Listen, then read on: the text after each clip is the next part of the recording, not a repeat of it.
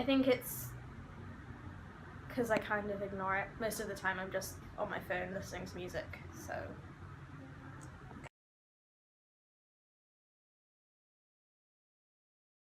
I mean, there were a couple of times where I experienced a couple of racist comments, but a lot of the time, because I don't watch, like, our family doesn't really watch the news, they don't really get involved in politics. I didn't really know any of the stuff that was going on. So, like, I remember that time when the guy with the machete, like, killed people. We were on our way to an exam, and one of my friends was completely panicking about it, and I just didn't even realize anything had gone on. Like, nothing changed.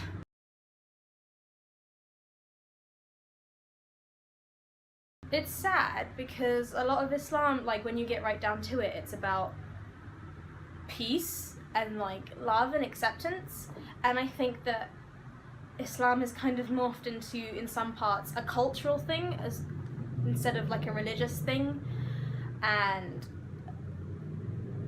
being affected by that, it's a bit, yeah, it's sad. It's like, well, why would you want to do that?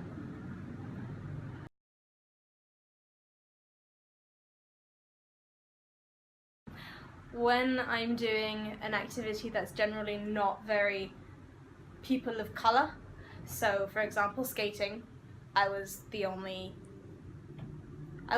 point I was the only girl in a scarf who was skating, like, properly to a higher level, and I was really conscious of that fact when I was doing my test, and I was, like, there in my scarf and there was all these white people around me, but also, like, dance, I get quite conscious of that, and gymnastics was a thing that I was quite conscious of as well.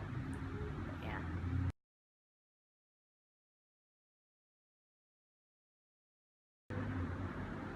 When I'm surrounded by people that are just really accepting, I think, and also with my family, like my immediate family, they don't really care what I do so long as I'm happy doing it, but I think it's mostly when I'm around the people that just don't care about whether I'm Muslim or white or black or whatever they're there.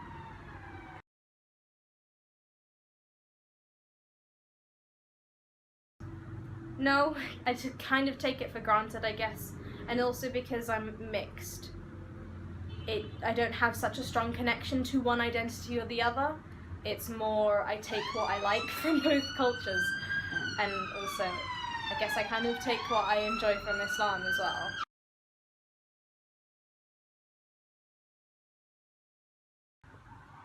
I think being Muslim sometimes.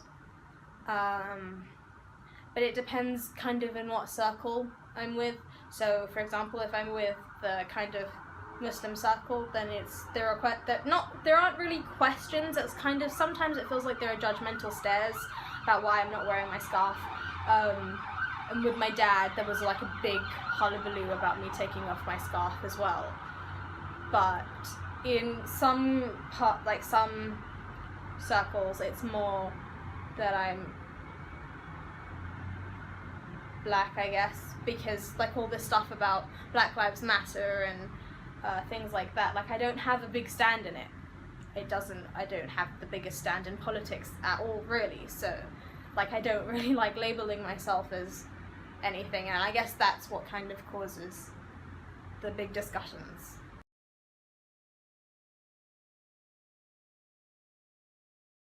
I feel really sad that things like this is still happening, but I also kind of get it because there's a lot of upheaval in what's happening today with with Trump and Brexit and all that, and I get that this is people lashing out. I just kind of wish they were doing it in a different way.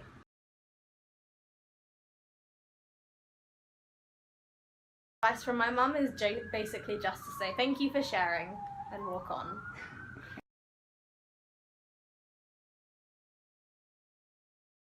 I think really understanding that Islam is not about the culture you are, it's about the religion that you are.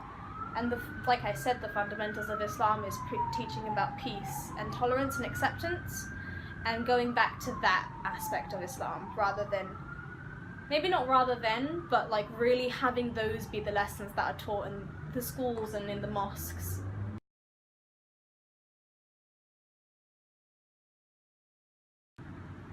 I guess I'll openly have it, like anyone who wants to know about Islam, I'll tell them what I can about it from my experience.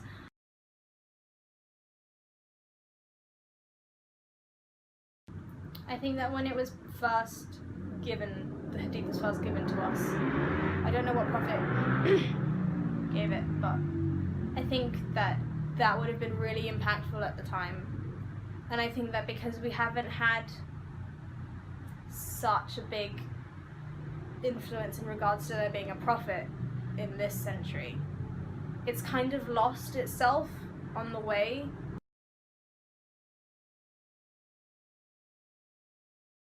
The reason I decided to take off my scarf was because I grew up, I'm Muslim, I was born into Islam, and my parents were converts, and so they got to choose, but because they got to choose and the circle that my dad ran in was pretty strict, it was a lot of,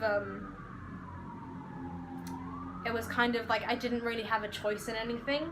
Because if I did, then I was allowed to kind of question it, but only to really question it to further it. That's what I felt anyway. Only to really question it to further my understanding of Islam. And then my mum and my dad divorced, and I was living with my dad. And my mum went off to America, and she came back, and she wasn't wearing the scarf anymore. And also, I wanted to find out who I was without my scarf, because it is a really big part of a Muslim girl's identity, whether they choose to wear it or not. That's the identifier for being a Muslim, and I wanted to see what it was like without it.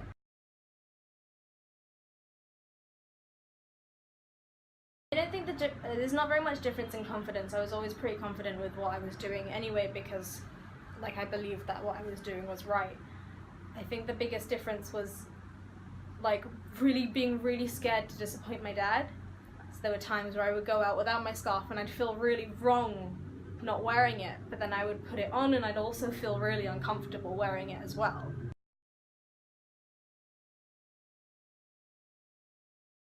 Definitely, there were times when I was like, well, why? Especially when there were my dad would tell me rules about girls not being able to sing in front of guys, not being able to play string instruments, and that was kind of where my focus was going, just naturally.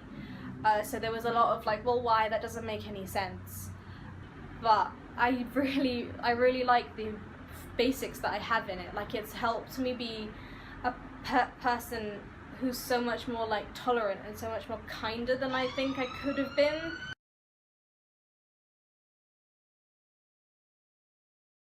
Well, I don't feel as out of place when I'm doing things like ice skating or gymnastics, dance. But that was probably a mental thing. But other than that, I think everything's pretty normal.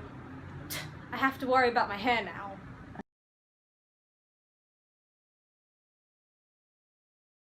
That's a good question. I think when I took it off, I was saying, yeah, I will go back to it. But again, that was because I was pleasing my dad, and thinking about it now, I'm kind of wondering if I don't really want to wear it, but is that because now I'm getting used to not wearing it and kind of having a bit more attention from guys than I did beforehand? Or is it because I just don't want to? I think I can be a good Muslim without having to wear a scarf. Mm-hmm. So the answer is I don't know.